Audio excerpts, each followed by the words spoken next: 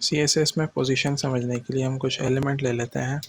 हम एक डिव ले लेते हैं जिसकी क्लास मैन होगी, और उसके अंदर हम ले लेते हैं डिव जिनकी क्लास बुक्स होगी, और ऐसे 3 डिव होंगे।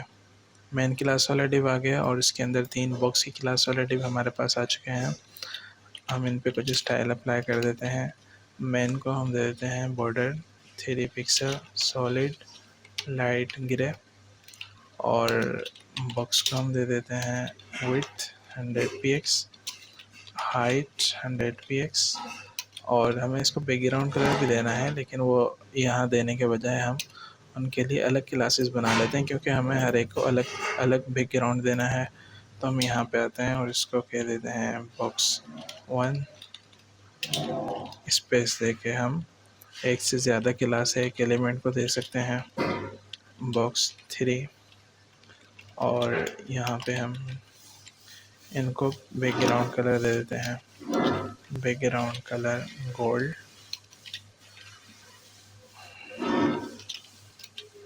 बैकग्राउंड कलर टोमेटो, और बैकग्राउंड कलर डॉजर बिलो। ठीक है, इसको जाके हम देखते हैं तो हमारे पास ये लेआउट हुआ है।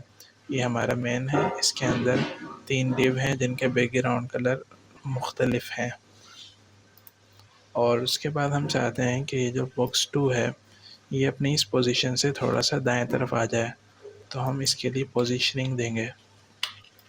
तो हम बॉक्स 2 में आते हैं और इसको हम सबसे पहले तो पोजीशन रिलेटिव देंगे, पोजीशन रिलेटिव, और उसके बाद हम इसको दे देते हैं लेफ़्ट से 50 पिक्सल। इसको सेव किया तो ये इसकी जो लेफ़्ट में जो करंट पोजीशन थी उसके मुकाबले में ये 50 पिक्सल लेफ़्ट में स्पेस आ गया। हम कहते हैं कि भाई इसको टॉप से भी आप 50 पिक्सल दे दो, तो इसकी जो असल लोकेशन थी उसके मुकाबले में टॉप पर इसके 50 पिक्सल का स्पेस आ गया। तो ये रिलेटिव पोजीशनिंग होती है। इसके अंदर उसका जो असल स्पेस होता है वो भी बरकरार रहता है, और उस स्पेस के निस्बत से उसके हम दाएं बाएं ऊपर नीचे फासला दे सकते हैं। लेफ़्ट 50 पिक्सल दे दिया, हम ये माइनस में भी दे सकते हैं। हमने कह दिया कि भाई लेफ़्ट में आप -50 पिक्सल दो, तो इसको हमने सेव किया तो ये बजाय लेफ़्ट में आने के 50 पिक्सल दूसरी तरफ से रख गया। इसी तरह हम इसको राइट भी दे सकते हैं। हमने कहा कि राइट 50 पिक्सल दे दो, राइट 50 पिक्सल दे दिया जाए या फिर लेफ़्ट में -50 पिक्सल दे दिया जाए, इसका एक ही मतलब है। हम इसको सेव करते हैं तो देखें भी नहीं वही बरकरार रहा। ये थी हमारी रिलेटिव पोजीशनिंग।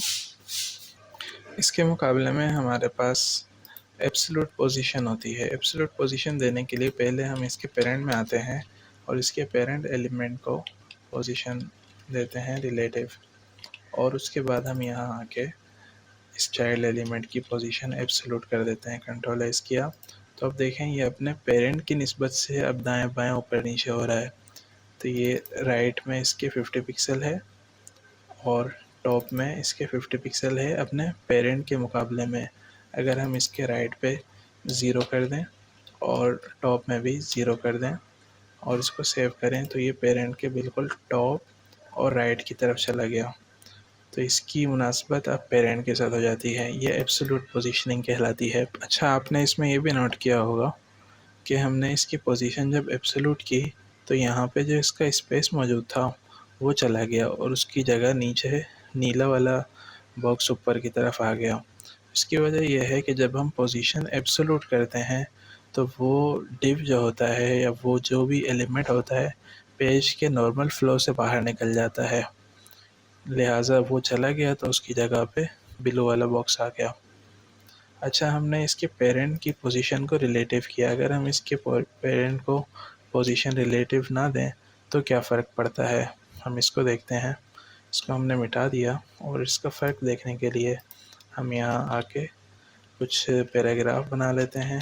पैराग्राफ के अंदर 500 वर्ड्स लिख लेते हैं। कंट्रोल एस किया तो हमारे पास अब नीचे स्क्रॉल बार आ गया। अच्छा, अब हमने यहाँ पे इसका डिलीट कर दिया हमने पोजीशन रिलेटिव और सेव किया, तो अब ये व्यू पोर्ट के हिसाब से सेट हो जाता है। व्यू पोर्ट यानी ब्राउज़र का जो हिस्सा हमें नज़र आ रहा होता है वो व्यू पोर्ट कहलाता है। अब ये पेरेंट से भी मुताल्लिक नहीं रहा बल्कि व्यू पोर्ट से मुताल्लिक हो गया। व्यू पोर्ट के टॉप और राइट के साथ ये जुड़ गया। लेकिन अगर हम इसको स्क्रॉल करें तो ये वहीं पे जुड़ा रहेगा, ये हमारे साथ नीचे नहीं आएगा। ठीक है। इसी तरीके से अगर हम इसकी पोजीशन को एब्सोल्यूट के बजाय फिक्स कर दें तो अब ये क्या होगा, अब ये व्यू पोर्ट के साथ इसका हिसाब किताब होगा, व्यू पोर्ट से मुताल्लिक होगा, लेकिन ये साथ ही साथ इसके साथ जुड़ा रहेगा। हम इसको कंट्रोल एस करते हैं, स्क्रॉल करके हम नीचे जाते हैं तो ये भी हमारे साथ साथ नीचे जा रहा है। ठीक है।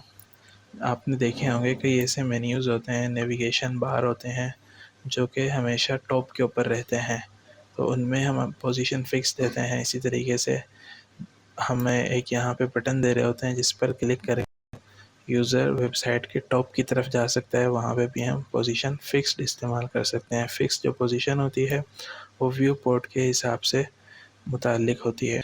बाय डिफ़ॉल्ट जो पोजीशन होती है वो स्टैटिक हुआ करती है। स्टैटिक का मतलब ये होता है कि साकिन और जामिद, यानी जिस तरतीब से हमारे पास डिव आए हैं, एलिमेंट आए हैं, उसी तरतीब से ब्राउज़र पे जब शो होते हैं तो इस पोजीशन को हम स्टैटिक कहते हैं कि पहले मेन आया है, उसमें बॉक्स 1 है, उसके नीचे जो इनलाइन होगा वो अपनी ज़रूरत के मुताबिक जगह घेरेगा, जो ब्लॉक लेवल एलिमेंट होगा वो पूरी विड्थ घेरेगा और उसके बाद अगला ब्लॉक लेवल उससे नीचे आएगा।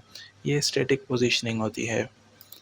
ठीक है। उसके अलावा एक और इजाफी बात यह है कि जब हम राइट और लेफ़्ट के अंदर ज़ीरो देते हैं या कहीं पे भी हम ज़ीरो दे रहे होते हैं वैल्यू, तो उसके साथ हमें कोई यूनिट लगाने की ज़रूरत नहीं होती। px, em या रैम वगैरह लगाने की हमें हाजत नहीं होती। अच्छा, हम इसकी पोजीशन को दोबारा रिलेटिव कर देते हैं और हम कहते हैं कि इसके लेफ़्ट में स्पेस दे दो 10px का और इसके बॉटम पे स्पेस दे दो 50px का। तो अभी ये उठ के इस वाले के ऊपर चला गया। तो इस मुकाबले में हम कौन से एलिमेंट को ऊपर रखना चाहते हैं, कौन उसको नीचे रखना चाहते हैं, इसको तय करने के लिए हम z इंडेक्स देते हैं। 3 समतें होती हैं, एक x समत होती है जो हॉरिजॉन्टल समत कहलाती है, एक y समत होती है जो वर्टिकल समत कहलाती है, और एक z समत होती है जो कि किसी भी चीज़ की डेप्थ होती है, गहराई कितनी है, यानी स्क्रीन से आप तक का फासला कितना है। स्क्रीन से देखने वाले तक का फासला येलो बॉक्स का ज़्यादा है और लाल बॉक्स का कम है। अगर आप चाहते हैं कि उसका फासला ज़्यादा हो जाए, इसका फासला कम हो जाए, तो हम इस दूसरे बॉक्स को z इंडेक्स देंगे। z इंडेक्स हम इसको दे देंगे -1। तो हम सेव किया तो ये वाला बॉक्स पीछे चला गया।